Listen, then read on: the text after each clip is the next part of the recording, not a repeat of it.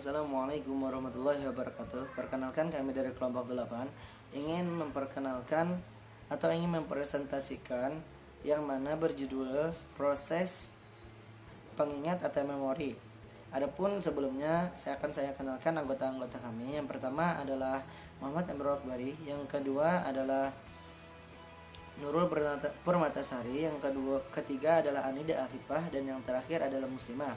Memasuki pembahasan yang pertama, yaitu akan saya kenalkan siapa yang pertama kali meneliti tentang memori. Yaitu beliau adalah Cyril Friedrich Bartholdt. Beliau lahir pada tahun 1932, yang mana beliau berkata, saat kita mengingat informasi yang kompleks, kita cenderung mengubah informasi yang kira-kira kita miliki. Memasuki definisinya, apa itu memori? Memori ialah kemampuan menyimpan informasi sehingga dapat digunakan lagi di masa yang akan datang. Selanjutnya adalah encoding. Encoding ialah proses pengubahan informasi menjadi simbol-simbol atau gelombang-gelombang listrik tertentu sehingga dapat kita simpan di dalam otak. Memasuki yang ketiga yaitu adalah storage atau retensi, atau kita sebut penyimpanan, yang mana dilakukan setelah endorsing selesai dilakukan. Memasuki yang keempat, retrieval, yaitu adalah memanggil kembali informasi yang telah kita simpan. Memasuki yang terakhir yaitu adalah lupa. Itu adalah apabila informasi yang kita simpan tidak lagi atau tidak dapat lagi kita ingat atau kita panggil. Memasuki tahapan-tahapannya, tahapan yang pertama adalah sensory register, yang kedua adalah short term memory, dan yang terakhir adalah long term memory. Akan saya jelaskan apa itu sensory register, yaitu proses penyimpanan memori melalui syaraf-syaraf sensoris yang ada di otak hingga berlangsung dalam jangka waktu yang amat pendek. Yang selanjutnya memori jangka pendek atau kita sebut short term memory, yaitu adalah proses penyimpanan memori sementara informasi yang disimpan selama informasi tersebut masih dibutuhkan. Dan yang terakhir adalah memori jangka panjang atau kita panggil long term memory, yaitu proses penyimpanan informasi yang berkepanjangan atau akan selalu diingat. Memori sensori. Memori sensori adalah ingatan yang sangat singkat, kira-kira hanya setengah detik untuk visual dan 2 detik untuk auditori.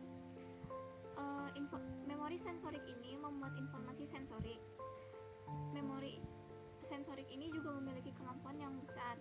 Eksperimen memori sensori ini dilakukan oleh George Sperling pada tahun 1960. Short term memory atau STM membutuhkan perhatian, kemampuan terbatas, kemampuan menyimpan informasi untuk waktu yang singkat atau akan hilang dalam waktu kurang dari 30 detik atau beberapa detik.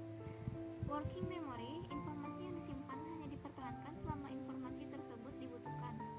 Contohnya ketika kita menekan nomor telepon yang baru saja kita lihat dari buku telepon.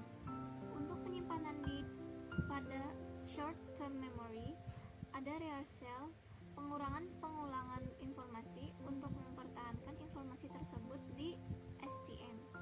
Kita cenderung mengubah informasi tersebut pada acoustic codes. Contohnya B, P, V, R, N, L. Kita cenderung mengingat nama huruf tersebut dibandingkan bentuk hurufnya. Chunk, kesatuan informasi atau sepotong informasi yang disajikan sebagai satu kesatuan arti. Kita hanya bisa mengingat 5-9 chunk di STM. Contoh, east, lateral, dorsal, summer, winter, fall, ventral, medial, springs, north, west, south. Kita tidak mungkin mengingat dengan baik semua kata yang saya sebutkan tadi setelah 10 detik karena ada 12 chunk, melebihi batas kapasitas STM. Namun kata-kata tersebut diorganisasikan menjadi 3 chunk atau arah mata angin, musim, dan anatominya tersebut. Maka kita akan lebih mudah untuk mengingatnya. Setelah membahas short term memory atau STM, kita akan membahas long term memory atau LTM. LTM adalah gudang penyimpanan informasi jangka panjang. Kapasitas penyimpanannya juga sangat besar atau bahkan tidak terbatas. Kemampuan penyimpanannya juga permanen dan juga menyimpan informasi dengan teratur berdasarkan sistem indeks. Dan ini adalah perbedaan dari LTM dan STM. LTM diantaranya memanggil informasi dengan sistem indeks. Informasi yang disimpan informasi dengan semantic codes. Informasi yang disimpan bersifat permanen. Lupa yang terjadi di LTM bukan karena memori dihapus, melainkan kita yang tidak bisa memanggilnya untuk beberapa alasan. LTM pertama diolah di hipokampus, lalu diteruskan ke cerebral cortex bagian bahasa dan persepsi. Sedangkan STM langsung men-scan seluruh informasi di STM. Memori sensori dengan acoustic codes. Lupa terjadi bila informasi tidak diproses atau tidak adanya pengulangan dan pengorganisasian informasi menjadi beberapa chunk. STM diolah di frontal lobes cerebral cortex. Ada 3 tipe memori di LTM. Yang pertama, memori prosedural, yaitu memori yang mengenai cara melaksanakan sejumlah tindakan dan keterampilan atau mengetahui bagaimana caranya. Contohnya seperti mengendarai sepeda, memasak, ataupun mencium bau. Kedua, memori semantik, yaitu memori untuk arti, meliputi pengetahuan umum, fakta-fakta peraturan, konsep dan proposisi, atau seperti mengetahui apa. Contohnya, tahu arti dari ayah, puding, dan gitar. Lalu, yang terakhir, memori episodik, yaitu memori mengenai peristiwa-peristiwa yang kita alami secara langsung dan konteks yang terkait dengan peristiwa-peristiwa tersebut. Untuk contoh penerapan di kehidupan sehari-hari, misalnya, ada seseorang yang membeli gitar dan bisa memainkannya. Jadi, memori semantik adalah suatu memori yang aku tahu bahwa apa itu sebuah gitar. Sedangkan memori episodik adalah aku ingat kapan saat aku membeli sebuah gitar pertama yang aku beli.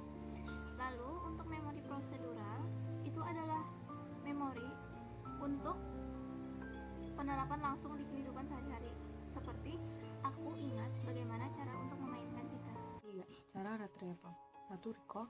Proses mengingat informasi yang dipelajari di masa lalu tanpa petunjuk yang diharapkan pada organisme. 2. Recognition dengan petunjuk yang diharapkan pada organisme. 3. Relearning. Mempelajari kembali informasi yang pernah dipelajari di masa lalu. Jika waktu yang dibutuhkan tidak selama waktu mempelajari pertama kali, maka berarti kita masih mengingat informasi tersebut. Retrieval. Serial learning. Mengingat daftar item yang berurutan, maka kita akan cenderung mudah mengingat kata yang berada di urutan pertama atau terakhir dibanding kata-kata yang berada di tengah. Serial position effect. The tip of the tongue remaining. Pengalaman hampir mengingat fakta untuk sementara sebelum berhasil mengingatnya dengan benar. Contoh, hendak mengingat sampan tapi mengingat huruf awal dari kata S atau tersebut. Lupa. Decay theory. Teori kemunduran. Memori akan menjadi semakin aus dengan berlalunya waktu bila tidak pernah diulang kembali. Teori interferensi terjadi pada informasi-informasi yang memiliki kemiripan. Informasi yang baru diterima mengganggu proses mengingat informasi yang lama, tapi juga bisa terjadi sebaliknya. Replacement, hilangnya memori lama terkadang hanya bersifat sementara. Lupa. Skema teori. Teori rekonstruksi. Sir Frederick Bartlett 1932. Informasi yang disimpan di LTM tidak dilupakan, tetapi kita cenderung merubah atau merekonstruksi informasi tersebut sehingga masuk akal bagi kita berdasarkan pengetahuan dan pemahaman yang kita miliki. Skema diasosiasikan sebagai keyakinan, pengetahuan, dan harapan pada diri seseorang. Bisa terjadi false memory, mengingat sesuatu yang sebenarnya tidak terjadi. Lupa. Teori motivate forgetting. Kita cenderung berusaha melupakan hal-hal yang tidak menyenangkan.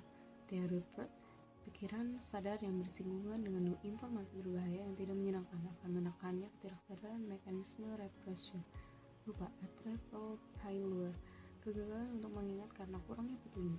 Kita dapat lebih mudah mengingat suatu pengalaman jika kita berada di lingkungan fisik yang sama dengan lingkungan fisik saat pengalaman tersebut terjadi.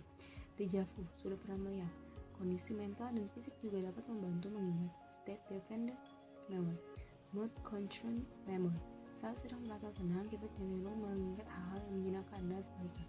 Lupa karena sebab-sebab fisiologis setiap penyimpanan informasi akan disertai perubahan-perubahan fisik di otak disebut engram. Gangguan pada engram, amnesia retrograd, dan amnesia anterograd. Gangguan memori atau Korsakoff syndrome, yaitu mengalami anterograd dan retrograd amnesia disebabkan oleh kekurangan vitamin tiamin berkepanjangan pada pecandu alkohol kronis. Confabulation, yaitu ketika mereka tidak mampu mengingat sesuatu, mereka mengarangnya. Selanjutnya itu amnesia. Amnesia ada dua. Yang pertama, amnesia retrograd, yaitu ketidakmampuan mengingat informasi yang lalu sebelum munculnya gangguan. Yang kedua yaitu amnesia anterograd, yaitu ketidakmampuan menyimpan atau mengingat informasi baru DLTM.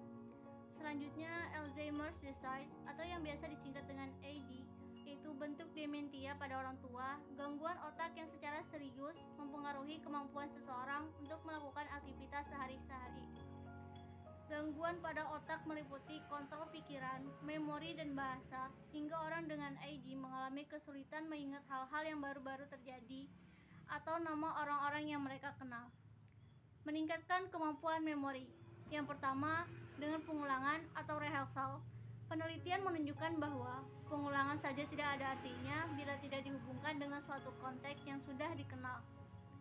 Yang kedua, konteks dapat berupa peristiwa, tempat, nama sesuatu, perasaan tertentu. Yang ketiga yaitu organisasi. Mnemonik. Informasi di organisasi sedemikian rupa dihubungkan dengan hal-hal yang sudah dikenal sehingga informasi yang kompleks mudah untuk diingat kembali. Contoh, metodologi, metode menghubung-hubungkan, link method, jembatan keledai. Demikian hasil presentasi kami dari kelompok 8. Salah hilaf mohon maaf. Wassalamualaikum warahmatullahi wabarakatuh.